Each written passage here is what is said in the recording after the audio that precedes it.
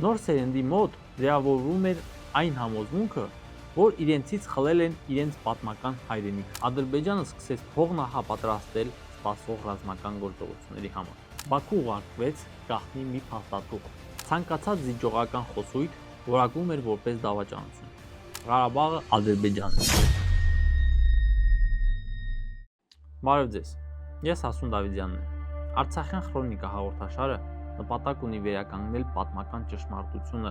մեծ հայքի 10-րդ նահանգ Արցախի մասին, ներկայացնել օբյեկտիվ փաստեր եւ անաչառ վերլուծություններ։ Մենք ցույց կտանք, որ Արցախի հարցը տարածքային վեճ չէ, այլ բնիկ ժողովրդի ինքնորոշման եւ գոյության պայքար։ Այս եթերում մենք կպատմենք, թե ինչպես շուրջ 2 տասնամյակ Ադրբեջանը ձևավորեց պատերազմական դոկտրինա դպրոցից մինչև բանակ, նավթից մինչև պետական քարոզչություն եւ ինչին այդ ամենը հանգեցրեց։ 1994 թվականի Արցախի եւ Ադրբեջանի միջև կնքված Բիշկեկյան հրադադարից հետո թվում էր, թե հարավային Կովկասում պետք է սկսվեր խաղաղության երկարատև ժամանակաշրջան, բայց դա ցավոք այդպես չէր։ Հայաստանը փորձում էր ամրապնդել իր պետականությունը, վերականգնել ավերված տնտեսությունը եւ մի փոքր շունչ քաշել արյունալի պատերազմից հետո։ Իսկ այս ընթացքում Ադրբեջանը սկսեց մի գործընթաց, որը հնարավորություն տվեց նրան ամրապնդել իր դիրքերը միջազգային ասպարեզներում եւ հող նախապատրաստել սպասվող ռազմական գործողությունների համար։ 1994-ի մայիսյան հրադադարը Ադրբեջանի համար ոչ թե խաղաղություն էր, այլ ժամանակ շահելու միջոց։ 1994 թվականի զինադադարից հետո Ադրբեջանում հասունանում էր ներքին մեծ անկայունություն, որ ուղեկցում էր իշխանությունների հանդեպ անվստահության ավելացմամբ։ Հեյդար Ալիևի խնդիրն էր ստեղծել ազգային նոր գաղափարախոսություն, որը կմիավորեր ադրբեջանցիներին մեկ նպատակի, այսպես կոչված տարածքների վերադարձի գաղափարի շուրջ։ Նրա առաջին քայլերը 3 ուղղությամբ էին. պաշտոնական մակարդակով ռևանշիզմի խրախուսում, տարածքային պահանջներ ունեցող սերնդի դաստիարակում, հայատյացության պետականացում ու լեգիտիմացում։ Պետական քարոզչության հիմնական ուղերձը դարձավ «Հայաստանը գրավել է Ադրբեջանի տարածքները» խոսույթը։ Դպրոցական ծրագրերը լցվեցին խեղված պատմություններով, Արցախը ներկայացնելով բացառապես ադրբեջանական տարածք։ Ամենուր հնչում էին նույնաբովանդակ ուղերձներ թշնամուն պատժելու վերաբերյալ։ Հեյդար Ալիևը 1994-ից սկսեց կառուցել պետական մի ամբողջ գաղափարախոսություն, որի առանցքը մի նախադասություն էր. Ղարաբաղը Ադրբեջան է։ Այս թեզը դարձավ պետական լրատվամիջոցների, դպրոցական դասագրքերի, բանակի ուսումնական ձեռնարկների, դիվանագիտական ելույթների հիմքը։ Հայերը սկսեցին ներկայացվել ոչ թե որպես հարևաններ, այլ որպես հավերժական թշնամիներ, ովքեր եկվոր են հարավային Կովկասում։ Նոր սերնդի մոտ ձևավորվում էր այն համոզմունքը, որ իրենցից խլել են իրենց պատմական հայրենիքը։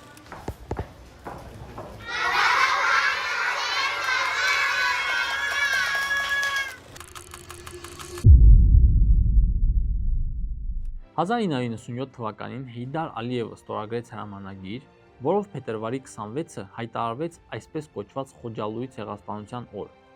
Դա դարձավ ադրբեջանական նոր ինքնության հիմքը, կառուցված հավաքական ցավի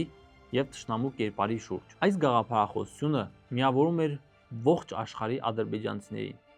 Այն քարոզվում էր, որ յուրաքանչյուր ադրբեջանցու գերագույն նպատակը պետք է լինի տարածքային ամբողջականության վերականգնումը։ Ցանկացած զիջողական խոսույթ որակվում էր որպես դավաճանություն։ Պետական հեռուստատեսությամբ սկսեցին ցուցադրվել ֆիլմեր եւ հաղորդումներ, որոնք պատմում էին պատերազմում կրած կորուստների մասին, միաժամանակ փառաբանելով նահատակներին։ Ստեղծվեց մի միջավայր, որտեղ հաղթանակը եւ վրեժը դարձավ ազգային արժանապատվության միակ չափանիշը։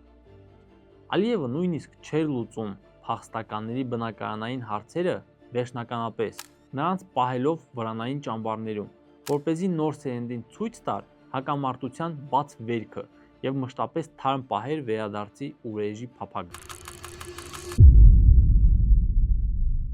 Բաքվի շեհիդների պուրակը, որտեղ թաղված էին թե 1918 թվականի Բաքվի իրադարձությունների զոհերը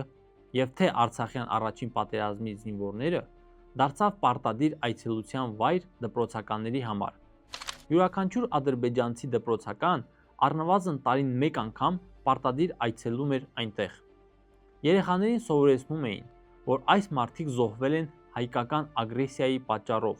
ինչը երեխայի մեջ առաջացնում էր վրեժխնդրության հակում և ատելություն։ Բոլոր օտարերկրյա պատվիրակությունները պարտադիր այցելում էին պուրակ և խոնարհվում զոհերի առջև, որը նպատակ ուներ պարտադրել ադրբեջանական պատմական նարատիվը և լեգիտիմացնել սեփական քաղաքական օրակարգը։ Պուրակի վերջում գտնվող հավերժական կրակը սիմվոլիզացնում էր անմար վրեժը։ Այնտեղից երևում է ամբողջ Բաքվի ծոցը, ինչը հոգեբանորեն կապում է զոհերի հիշատակը երկրի հզորության և ապագա հաղթանակի հետ։ 1999-ից հետո Ադրբեջանի նոր պատմության դասագրքերում ընդգրկվեցին բաժիններ, որտեղ հայերը ներկայացվում էին որպես եկվորներ։ Ուսուցիչներին պարտադրվում էր նյութերը ներկայացնել ոչ թե ակադեմիական բառապաշարով, այլ համակրանք ձևավորող քարոզչական լեզվով, ինչը բնականաբար տալիս էր իր արդյունքը։ 2003 թվականը Ադրբեջանի նորագույն պատմության բեկումնային կետն էր։ 79-ամյա Հեյդար Ալիևը, իշխող կլանի պատրիարքը, ծանր հիվանդությունների պատճառով այլևս իզորու չէր իրականացնել երկրի ղեկավարումը։ Նրա հաճախակի դարձած այցերը Թուրքիայի և ԱՄՆ-ի հիվանդանոցներ ազդակներ էին թե էլիտայի, թե ընդդիմության համար։ Իշխանական կուլիսներում պայքար էր սկսվել Հին գվարդիայի և Ալիևների կլանի միջև։ Հեյդար Ալիևը քաջ գիտակցում էր. իշխանության կորուստը կհանգեցնի 1993-ի քաոսի կրկնությանը, ինչը կվտանգեր ոչ միայն իր ընտանիքի ֆիզիկական անվտանգությունը, այլև Արևմուտքի հետ կնքված նավթային հսկայական պայմանագրերը, որոնք ստացել էին «Դարի պայմանագիրը» անվանումը։ 1993-ի ամռանը Ադրբեջանը կանգնած էր քաղաքացիական պատերազմի եզրին։ Երկրի նախագահ Աբուլֆազլ Էլչիբեյի իշխանությունը փլուզվել էր։ Ռազմաճակատում կրած պարտությունների պատճառով երկրի ներսում սկսել էր իսկական անիշխանություն։ Ադրբեջանական բանակի կորպուսի հրամանատար գնդապետ Սուրաթ Հուսեյնովը դուրս էր բերել զորքերը ռազմաճակատից և տանկերով շարժվում էր դեպի Բաքու՝ տապալելու իշխանությունը։ Միաժամանակ երկրի հարավում՝ Լենքորանում, գնդապետ Ալիկրամ Հումաթովը հռչակել էր Թալիշ մուղանական ինքնավար հանրապետությունը՝ փաստացի անջատվելով Բաքվի ենթակայությունից։ Երկիրը մասնատված էր զինված խմբավորումների միջև։ Նախագահ Էլչիբեյը, վախենալով իր կյանքի համար, գաղտնի լքեց Բաքուն և փախավ Նախիջևանի լեռնային Քելեքի գյուղ։ Հենց այդ պահին էր, որ Հեյդար Ալիևը վերադարձավ իշխանության, ճնշելով խռովությունները և կենտրոնացնելով ուժը իր ձեռքում։ Եվ ահա 10 տարի անց, 2003-ին, Ալիևը գիտեր, հենց իր բռնած երկաթյա բռունցքը թուլանա, այդ քնած հրաբուխները, ներքին կլանները, օլիգարխները և զինվորականները նորից կսկսեն պատերազմել իրար դեմ, փլատակների վերածելով իր կառուցած բուրգը։ Ուստի դեռևս 2003-ի կեսերին մեկնարկեց գահի փոխանցման օպերացիան։ 2003 թվականի հուլիսին, երբ Հեյդար Ալիևի առողջական վիճակը կրիտիկական դարձավ, նա պաշտոնապես ասպարեզ բերեց իր որդուն՝ Իլհամ Ալիևին։ Հուլիսին Թուրքիայի Գյուլհանե ակադեմիայում Հեյդար Ալիևի վիճակը ծայրահեղ ծանրացավ։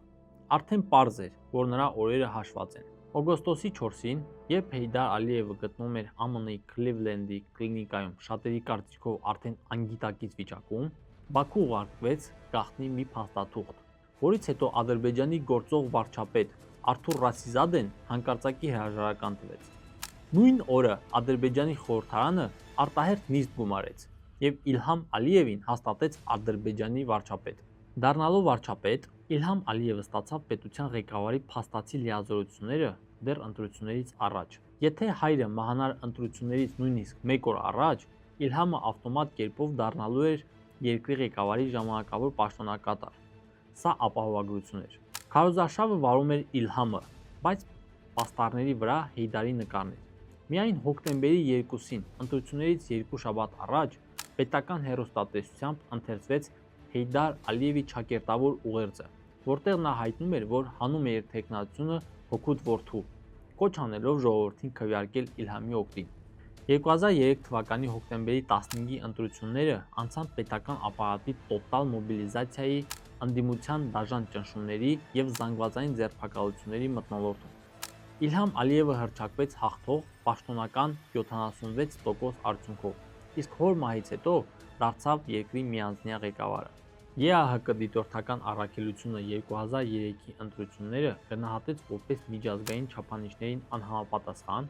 արձանագրելով լուծումներ, ահաբեկումներ և ոստիկանական բռնություն ընդդիմության հանդեպ։ Ստանձնելով իշխանությունը, Ալիև կրտսերը մեծ հաշվով ընտրեց հոր քաղաքականությունը շարունակելու ռազմավարությունը, սակայն ավելի խորաման գործիքակազմով։ Նրա քաղաքականությունն ուներ երկու հիմնասյուն՝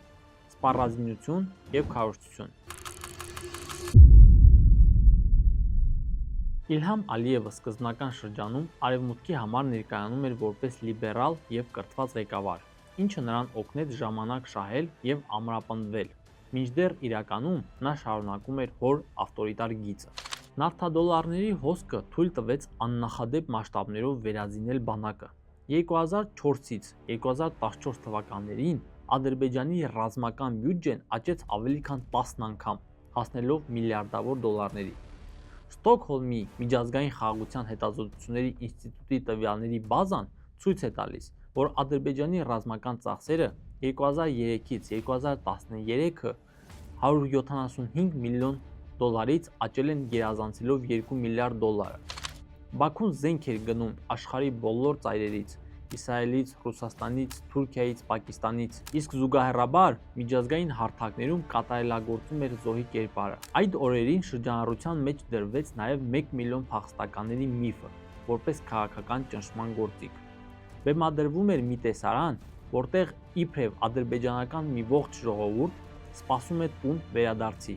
իսկ Հայաստանը միակ խոչընդոտն է դրան։ Ներքին լսարանի համար անընդհատ մշակվում էին ավելի էֆեկտիվ ռազմավարություններ, հայերի հանդեպ ատելություն և վրեժխնդրություն սերմանելու համար։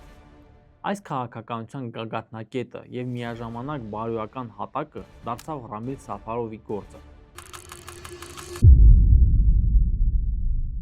2004 թվականի Բուդապեշտում ՆԱՏՕ-ի դասընթացների ժամանակ քնած հայ սպա Ուրգեն Մարգարյանին կաթնահարած Ռամիլ Սաֆարովը Հունգարիայում դատապարտվեց ցմահ ազատազրկման։ Սակայն 2012 թվականի կոռուպցիոն գործարքների արդյունքում Հունգարիայի իշխանությունները արտահանձնեցին նրան Բաքու։ Օդանավակայանում նրան դիմավորեցին որպես ազգային հերոսի։ Ալիևը նրան շնորհեց ներում, մայորի կոչում և բնակարան, իսկ Ադրբեջանի օմբուդսմեն Էլմիրա Սուլեյմանովան հայտարարեց, որ Ռամիլ Սաֆարովը պետք է դառնա օրինակ ադրբեջանցի երիտասարդների համար։ Սա ուղերձ էր հասարակությանը՝ սպանիր հային և պետությունը քեզ կպարգևատրի, և սա կոչվեց պետական քաղաքականություն։ Այդ տարիներին տեղի ունեցավ ևս մի սահմռկեցուցիչ օպերացիա, որը ստացավ Քարե անտառի սպանդ անվանումը։ Խոսքը Ջուղայի խաչքարերի հիմնովին ավերման գործողությունների մասին է։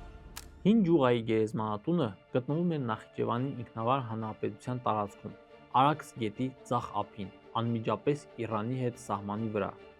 Ըստ պատմական տվյալների և 20-րդ դարի սկզբին կատարված հաշվառումների, այնտեղ պահվում էր շուրջ 10,000 խաչքար։ Խորհրդային տարիներին տարածքը մասնակիորեն վնասվել էր երկաթգծի կառուցման պատճառով, սակայն 1990-ական թվականների վերջին դեռևս կանգուն էր մոտ 2700-ից 3000 խաչքար։ Սակայն 2005 թվականի դեկտեմբերի 10-ից 14 ընկած ժամանակահատվածում խաչքարերը հիմնահատակ ավերվեցին։ Իրանի սահմանապահների և սահմանամերձ բնակավայրերի բնակիչների կողմից կատարված քադրերի արդյունքում պարզ էր դառնում, որ մոտ 200 ադրբեջանցի զինվորականներ, օգտագործելով ծանր մուրճեր, բուլդոզերներ և բեռնատար մեքենաներ, կազմակերպված կերպով ջարդում էին խաչքարերը։ Տեսանյութում երևում է, թե ինչպես են կռունկների միջոցով խոշոր բեկորները բարձում բեռնատարերը, իսկ մանր բեկորները բուլդոզերով մղում Արաքս գետը։ Դեկտեմբերի 15-ին տարածքն արդեն ամբողջությամբ հարթեցված էր։ 2010-ականներին պատերազմը տեղափոխվեց նաև վիրտուալ տիրույթ։ Ստեղծվեցին հազարավոր կեղծ օգտահաշիվներ, որոնք գրոհում էին սոցիալական ցանցերը և միջազգային լրատվամիջոցները։ Շրջանառության մեջ դրվեցին նոր, ագրեսիվ քարտեզներ, որտեղ ներկայացվում էր Արցախը օկուպացված, Սյունիքը արևմտյան Ադրբեջան, Երևանը Իրևանի խանություն։ Սա պարզապես հռետորաբանություն չէր, սա հողի նախապատրաստում էր ապագա ագրեսիայի համար։ Օրինակ, 2020 թվականին Facebook ընկերությունը հեռացրել է ադրբեջանական պետական քարոզչության հետ կապ ունեցող մոտ 8000 կեղծ օգտահաշիվ, որոնք զբաղվում էին համակարգված ատելության քարոզով։ Իլհամ Ալիևի ինքնավստահությունը աճում էր նավթային եկամուտներին զուգընթաց, եւ դրա առաջին ամենավառ արտահայտումը եղավ 2008-ի հունիսի 26-ի զորահանդեսին, երբ նա բացահայտ հայտարարեց, որ պատերազմը ավարտված չէ եւ այլընտրանքի բացակայության դեպքում Բաքուն պատրաստ է ուժով լուծել հարցը։ Տարիների ընթացքում կուտակված սպառազինությունը եւ հասարակության մեջ ներարկված ատելությունը պահանջում էին գործողություններ։ Ալիևին անհրաժեշտ էր փոքր հաղթական պատերազմ, ստուգելու իր նոր զենքերի հզորությունը եւ միջազգային հանրության արձագանքը։ Նա համոզված էր, կայծակնային հարվածի դեպքում աշխարհը չի հասցնի միջամտել։ Ժամը եկավ 2016 թվականի ապրիլի 2-ի լուսաբացին։ Թե ինչ տեղի ունեցավ 2016 թվականի ապրիլին, ու թե ինչ էր տեղի ունենում Հայաստանում եւ Արցախում, մինչ հարևան երկրում տեղի էր ունենում տոտա ռազմականացում, կխոսենք հաջորդ եթերում։ Ճշմարտությունը միայն այն ժամանակ է ուժ դառնում, երբ այն փոխանցվում է ձեռքից ձեռք։ Եթե այս պատմությունը ձեզ համար կարևոր է, բաժանորդագրվեք եւ հետևեք մեր ալիքին։